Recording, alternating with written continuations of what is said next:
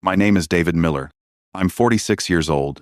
For 10 years, I've woken up next to the same woman, believed in the same marriage, and built the same life we promised each other at the altar.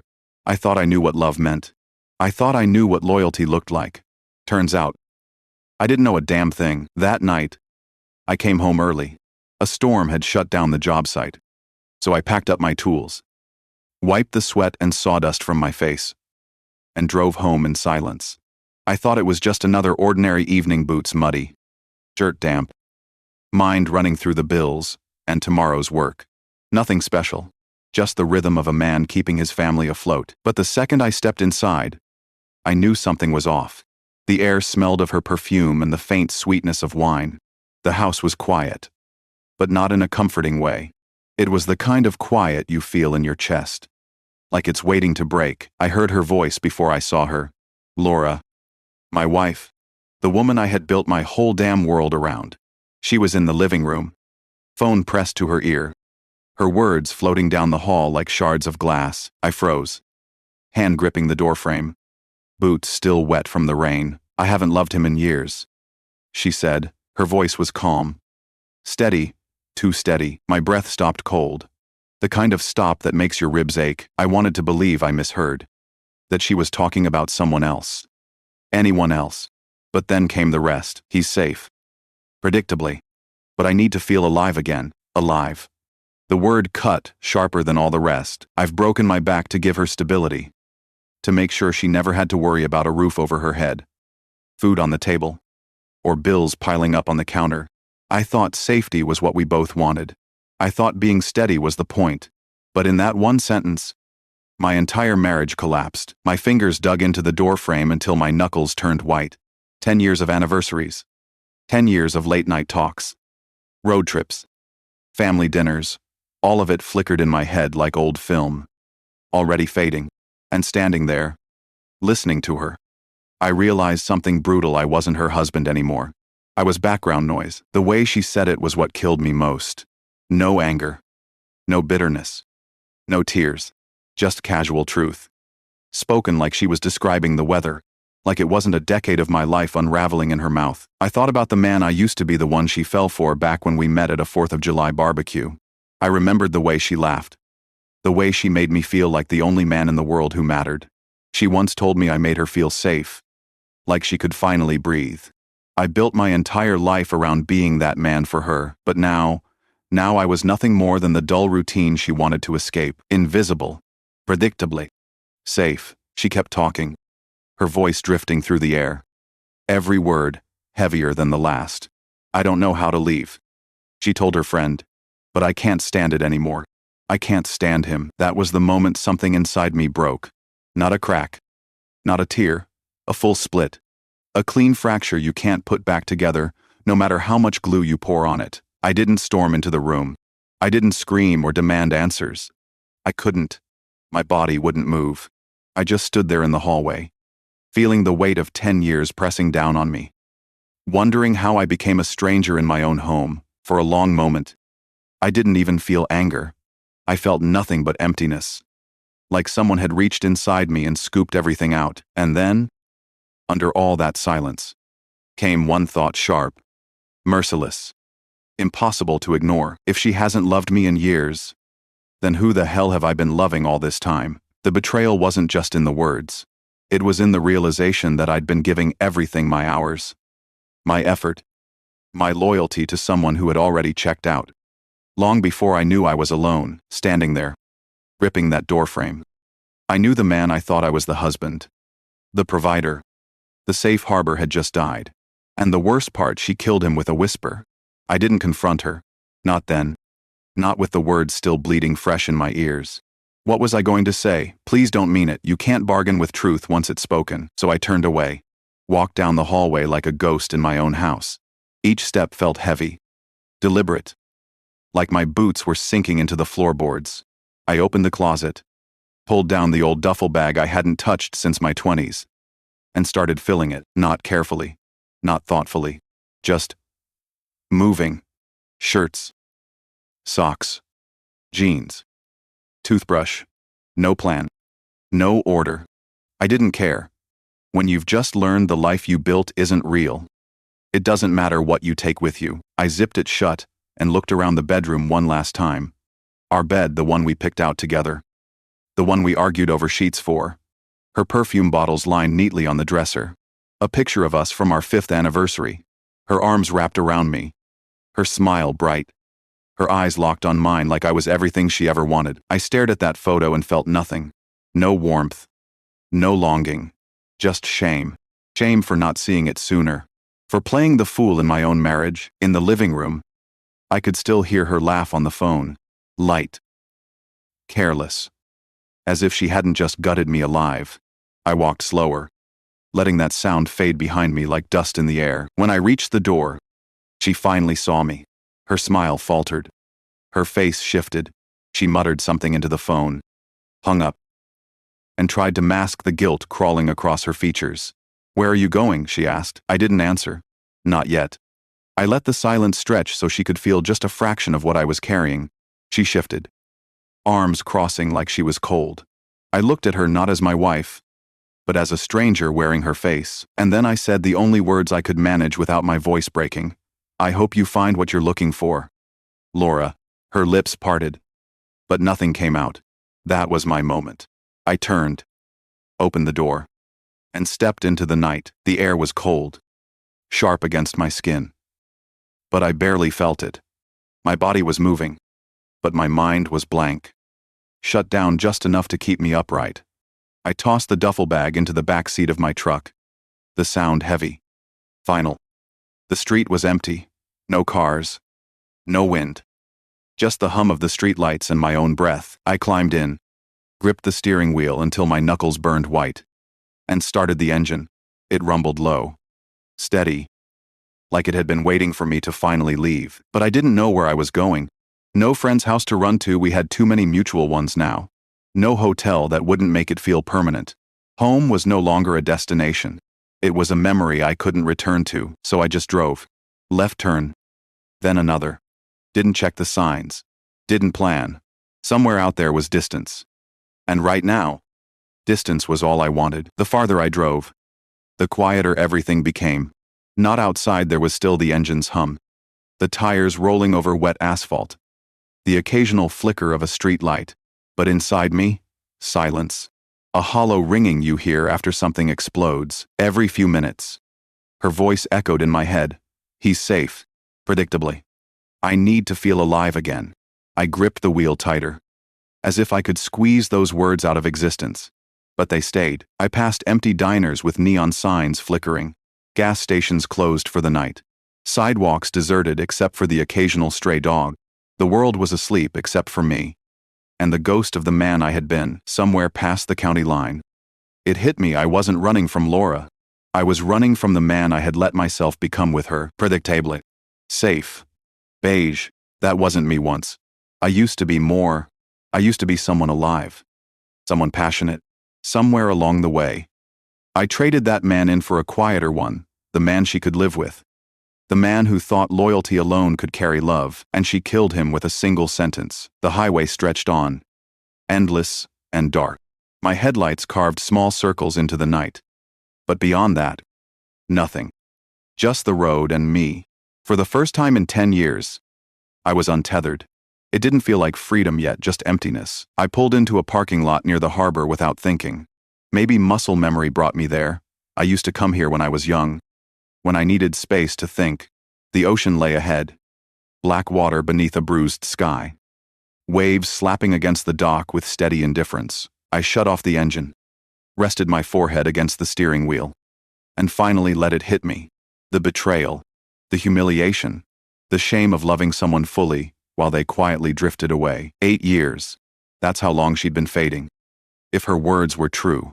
8 years of me giving, trying, carrying the weight alone while she was already gone. And now, I was too. Not angry. Not yet. Just hollow. Hollow enough to finally understand that walking out without a fight wasn't weakness. It was the first step back toward myself. The harbor was quiet. Just the steady slap of waves against the dock. The kind of rhythm that doesn't care if your life just ended. I sat there with the engine off, forehead still resting on the steering wheel, trying to breathe through the hollow ache in my chest. That's when the phone lit up. Her name across the screen, Laura, for a second. I just stared at it, glowing in the dark, pulsing like a warning light. My first thought wasn't anger, it was disbelief. Disbelief that she had the nerve to call me after everything I'd just heard. I let it ring. Once. Twice. 3 times. It went silent. Then it started again. By the 5th call, the dashboard looked like it was on fire from the glow. I shoved the phone face down on the seat, but the vibration kept rattling through the cab. Each buzz was like a reminder she still had a claim on me. Still expected me to pick up. To let her explain it away. 7 calls. 3 texts. Come home. We need to talk. You're being dramatic. Dramatic. That word cut deeper than the rest. She hadn't just betrayed me, she was minimizing it. Packaging 10 years of loyalty. 10 years of sacrifice. Into a single dismissive label. As if I'd stormed out over an unwashed dish instead of her telling someone she hadn't loved me in years. I laughed. But it wasn't really a laugh. Just dry air leaving my chest. The phone lit up again. This time, I answered. Not because I wanted to hear her voice, but because I needed to face it head on. David. Her voice was small. Careful. Like she already knew the line she had crossed. I didn't speak. Let her feel the silence. Where are you? She asked. The wobble under her words betrayed her. She wasn't calm. She wasn't in control. She was scared not of losing me, but of what my leaving said about her. I heard you, I said finally. The other end went still. I could picture her barefoot in our living room, phone trembling in her hand, searching for the right script. What? I heard you. Laura. Every word. Her breath hitched. I could almost hear her scrambling to patch the hole. David. I didn't mean it like that. I was venting. You know how people talk when they're frustrated. No. I said quietly. I know how people talk when they mean something but are too scared to say it directly. She rushed in. Voice, quick. Sharp around the edges. You're being dramatic. We've had rough patches before. Every marriage does. I let the silence hang long enough that it became heavy. Then I said it, the truth she couldn't spin away. You said you haven't loved me in years. There's no way to mean that lightly. The line stayed quiet. Except for her breathing. A soft, broken sound. Like she wanted to cry but couldn't. I waited for anger. For denial. For anything that might prove she still had fight in her.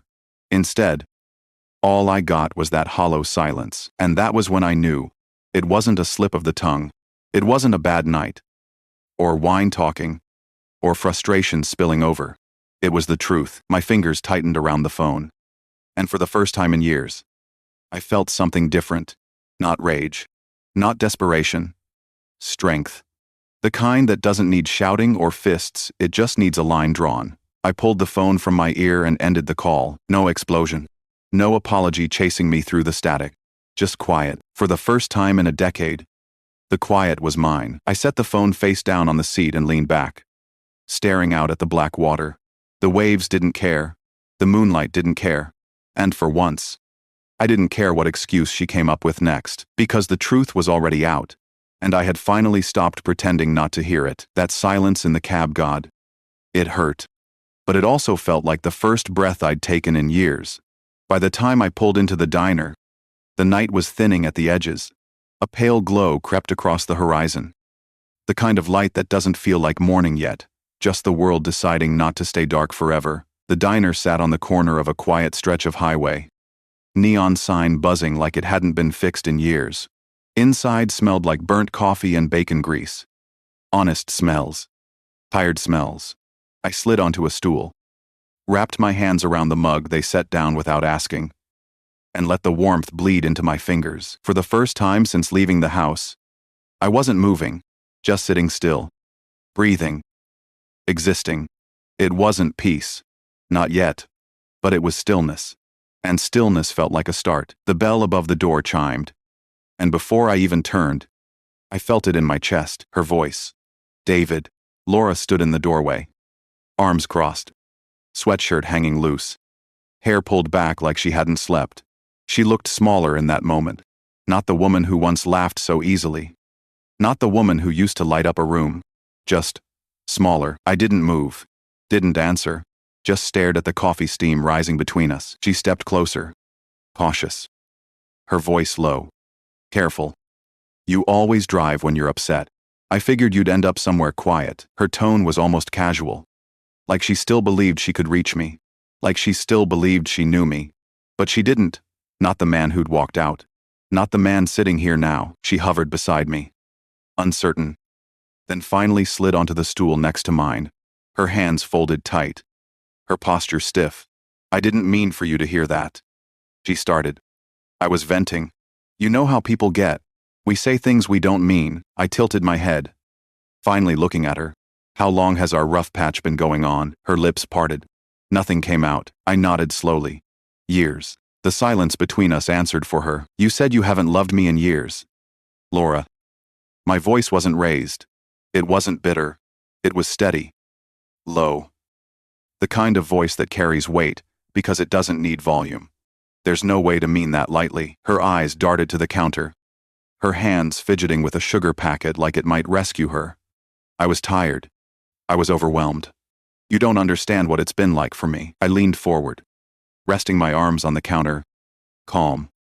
Then help me understand. Help me understand what part of I haven't loved him in years was harmless. She flinched. Tried again. David. Every marriage has seasons. People get comfortable. We get stuck. I was just talking. I shook my head. No. Talking is complaining about bills or the way I leave my boots by the door. Talking is saying you're tired. This I held her gaze. This was truth. Truth you never planned to tell me. Her face tightened. Shame flickering across it. She shifted in her seat. You always act like everything's fine. David. Like if we just keep going, it'll work itself out. I nodded once. Because I believed in us.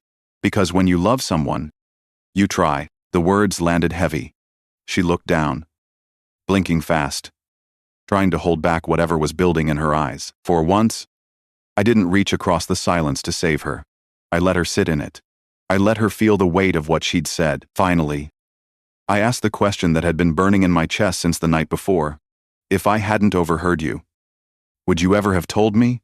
Or would you have let me keep loving a ghost? Her breath caught. She looked away. Didn't say yes. Didn't say no. That pause told me everything. I exhaled. Slow. Deliberate. You weren't stuck. Laura. You were comfortable. And comfort is easy when someone else is doing all the feeling. Her jaw trembled. But I didn't soften. Not this time. I wasn't angry. Not even cruel, I was clear, she whispered. I didn't mean to hurt you. I shook my head. No. You meant not to lose me. And those aren't the same thing. Her eyes watered then. But it didn't undo me. Not like it once would have. For the first time in years, I wasn't the man who absorbed her silence, who filled the gaps, who made excuses. I was the man who finally made her face what she had chosen, and the quiet truth between us cut deeper than any fight ever could. The sugar packet in her hand was crushed flat by now, folded and unfolded until it looked like paper dust. She couldn't meet my eyes. And in that silence, I saw the truth clearer than I ever had before. Laura wasn't sorry for the words. She was sorry I heard them, finally. She spoke. Voice small. I was comfortable. David. That's all. You're steady. You're safe. I didn't mean I didn't care. I wasn't in love anymore. Comfortable. That word landed heavier than any curse. I sat back, let it echo in my chest, then leaned in slowly. Steady. So all those nights, all those years you would have just kept letting me try, letting me plan anniversaries, cook dinners, fix things around the house while you sat there already checked out. Her jaw clenched. She didn't answer. She didn't have to. Her silence was its own confession. I nodded. More to myself than to her. You never planned to tell me. You'd have let me carry this marriage on my back until I collapsed under it. And you would have called that loyalty. Her eyes snapped up. Watery. Defensive. It wasn't like that. It was exactly like that. I said, my voice low, controlled. No heat. No volume. Just wait. You didn't stop loving me. Laura, you stopped respecting me. And you let me love a ghost for years. The words hung in the air like broken glass, sharp. Impossible to step around. Her face broke then. Not into anger. Not even into full tears. But into something smaller. Rawer, the look of someone finally seen for what they were. She whispered, I didn't want to lose us. I shook my head. You already did. You just hadn't admitted it yet. She twisted her ring on her finger.